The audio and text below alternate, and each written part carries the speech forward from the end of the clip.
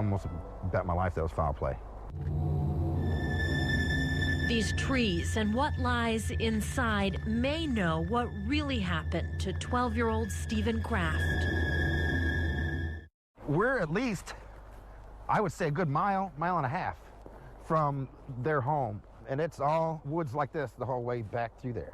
Jason Joyner remembers frantically searching this area in the hours and days after Stephen went missing.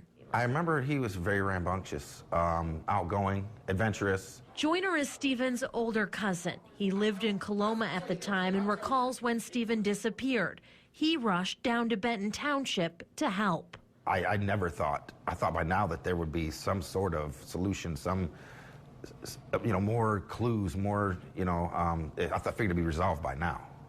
But here we are 13 years later, and we're still standing like we were the first day, not knowing what happened.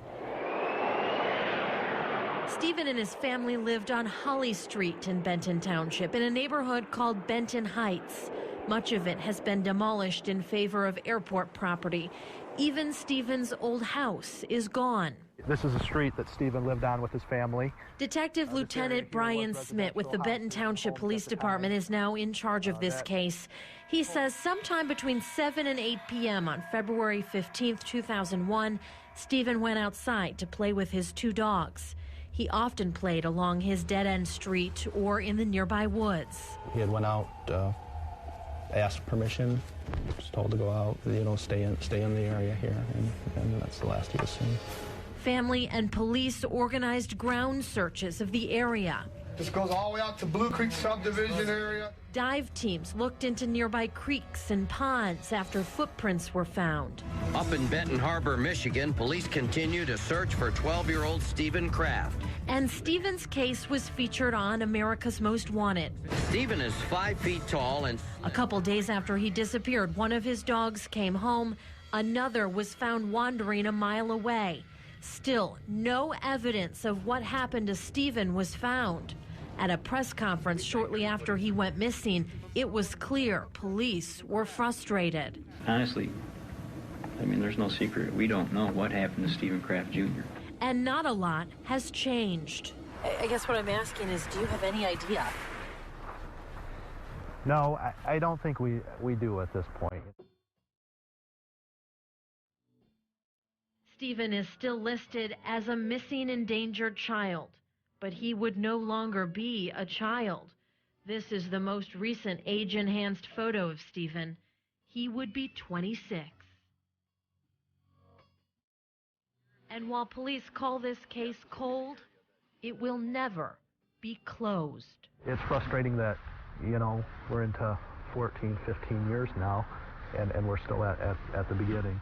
Stephen's family continues to hope that he's still alive, but at the very least, they just want answers. I'm not going to give up hope. I do believe that it can be solved.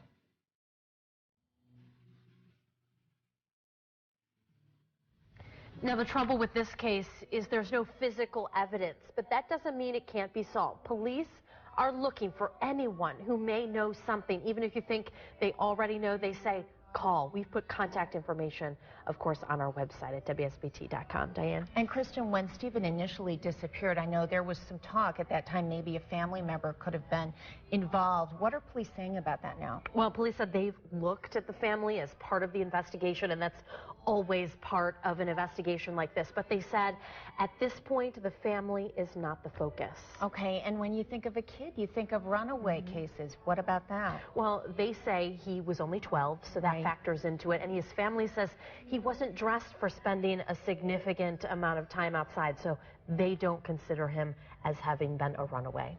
So much time has elapsed. That neighborhood has been demolished now. What about clues? Could physical evidence have been destroyed, do you think? I asked that question of police, and Jason, Stephen's cousin, expressed concerns about that as well. Now, police said at the time that neighborhood was a main focus in their investigation.